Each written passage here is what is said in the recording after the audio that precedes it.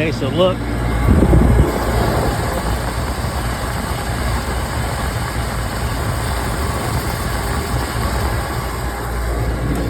Total shame on them.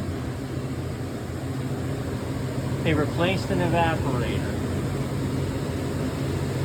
without replacing the condenser.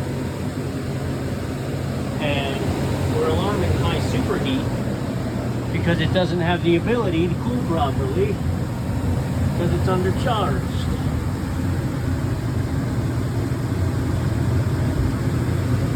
Now I gotta play, what refrigerant are we using?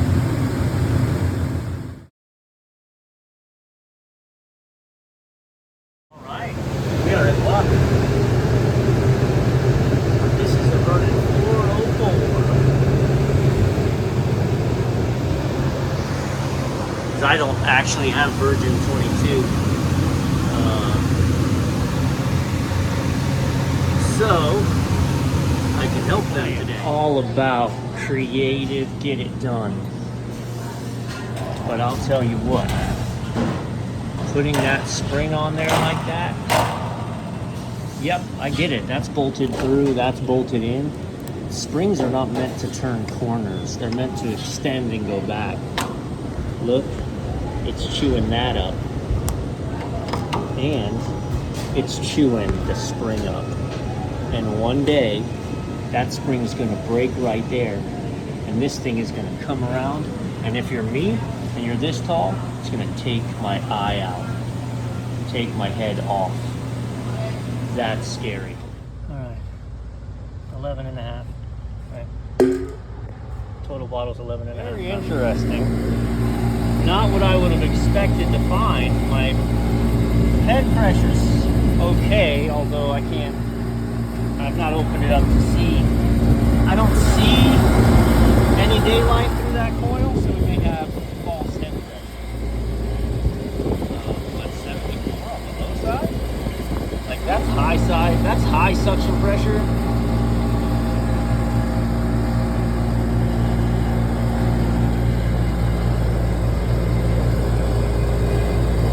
Really love to see that refrigerant type on here.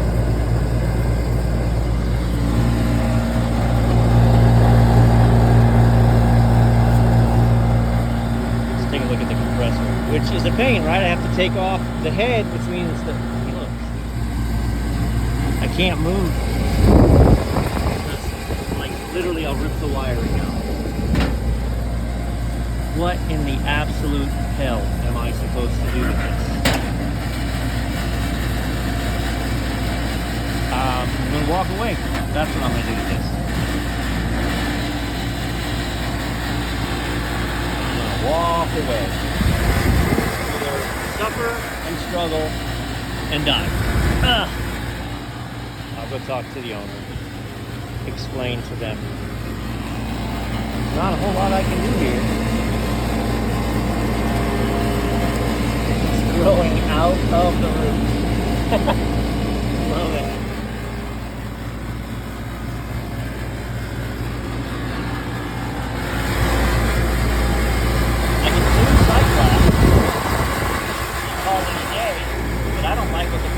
Telling me already. I wanted to get in there to take a look at it.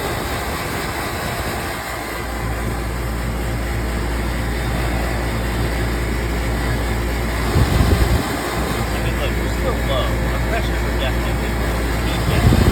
My high side's low. Why is my low side so high? Maybe because the inside is that stupid intelligent controller, and instead of the TXV being set, it's wide open, trying to get the proper cooling and it just can't. Sorry guys, it's just aggravating. It's just aggravating. Thank you for being here to let me vent on you and not the people downstairs. Alright, I weighed the bottle downstairs I showed you. I'm gonna bleed in some refrigerant. I'm gonna clear the sight glass because I know my coil's not frozen. And then we're gonna see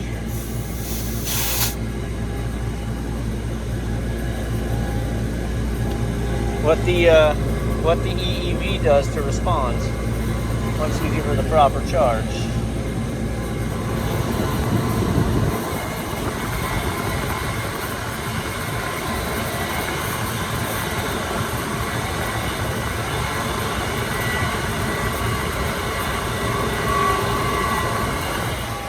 shut it down. I don't want to go in real fast, so. Compressor don't sound good, man.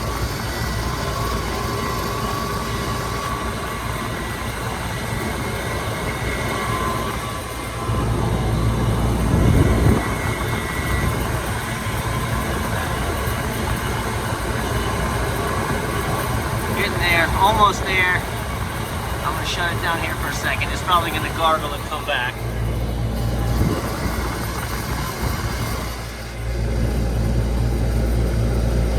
Okay, now, inside's gonna have to adjust. Now we're still.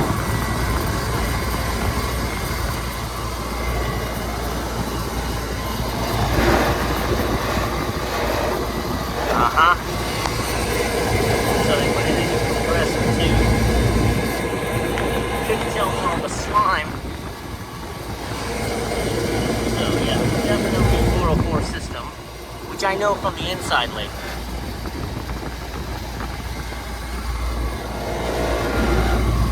'23 compressor. 2023, we got a clear side glass. Now let's see if my electronic expansion valve inside does its job and hunts us the right target superheat. Go through all the things here. Saturation temperature, 46. 79 PSI. Superheat, 136. I feel like we, oh, look at this. Look at this. Oh, we have damaged the superheat probe. See how it's caught on the box? Now, it should have been installed so it can't be caught on the box. But I get the feeling this probe is no longer how it needs to be. So also why we're reading ridiculous superheat.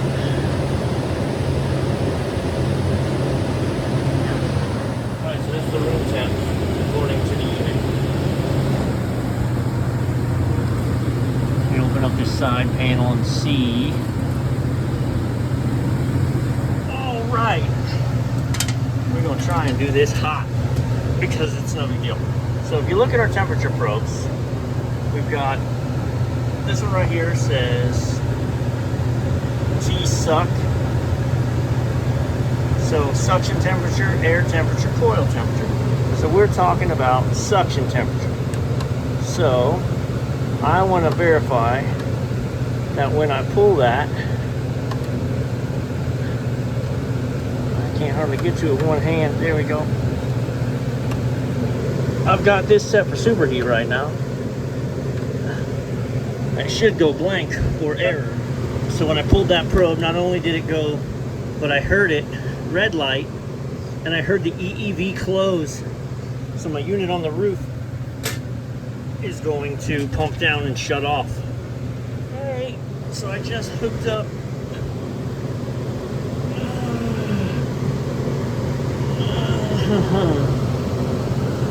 alright man, my saturation pressures. I'm really funny in this shelf, like balancing funny. My brain isn't even working. Superheat. Hey, we're dialing it in. Looky there, baby. Okie dokie. Alright, I've got the probe in place. I've got it insulated, and we are rolling at 5 degrees of superheat.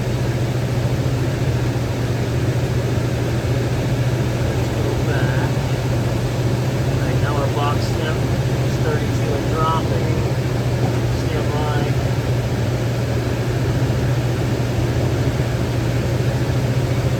Yeah, baby. Wait, saturation negative 29. That's not right.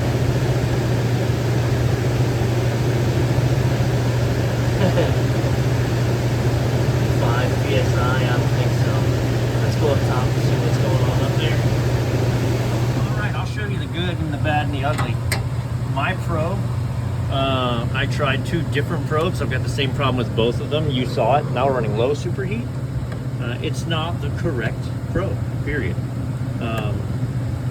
I tried an interlink probe and I tried a Renko probe, and neither one was proper. So I ran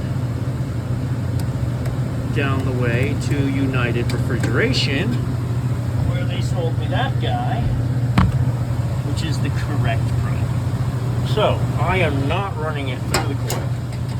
I'm running it behind the coil, and I've already fed it in.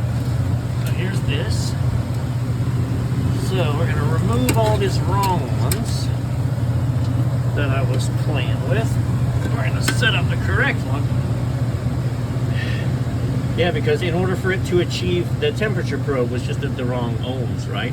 So in order to achieve the superheat, it was running at 5. It was running at like 5 psi. So, all right. So now my suction temp is reading 44.3, which is about room temp right now. I'm pretty sure we're on a delay and not operating. Yeah, so we're pumped down. We're at 4 psi. That'll go solid. This will kick. I'm going to leave it on this so I can watch actually the pressure when it opens up while I get this probe set. Because obviously I don't want to watch it run at 6 psi. I want it to open up to 60. I just heard the clunk. The EV just opened. I don't have my probe in place yet, so it's definitely going to be weird. Let's see where she holds. That's what I'm talking about. So, this is that probe temp. No, this is pressure. So this is operating pressure that's being adjusted by the EEV, which you can hear going crazy. So, let's insulate this up now. We can go confirm it up top, but now we're pulling down. It's cold in here. So I want to zoom back and remember, this happened because they pulled that wire here. So what I've done, it's easier for me, but I insulated it and I ran it up there and over and in so that they don't have to worry about this. Box temp, okay. Right, saturation temperature is 24, love that. Suction temp, 38 degrees, which means we're running 46 psi, which means our superheat right now is at 13. So I don't know what it's set to hold.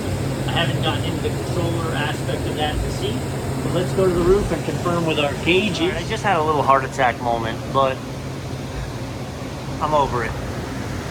So when I went into the settings, I wanted to see what things were set for. When I went to refrigeration, this was set for R22. And look, it's clearly set. It's a 404 unit. And upstairs, it's an old condenser, but it's a new compressor. And I normally would look up the physical compressor and make sure, like, oh my gosh, are we sure I didn't just put the wrong refrigerant in this thing? So then I was like, oh crap. But I went upstairs and I pulled the compressor. It's a 404, 448 compressor, so we're good. I want to see room temp. Bam. There you go. She set for like 9 degrees of superheat, which I don't know if that's what they wanted, but I know in other units we installed, they were from the factory 8. She's pulling down, so, and we're running cold pressures now. So as long as she satisfies, I don't love this, it's a little dirty. It's not terrible, but it's not great. As long as she satisfies, and we get some air temp defrosts, we'll be all right. What an adventure that turned out to be.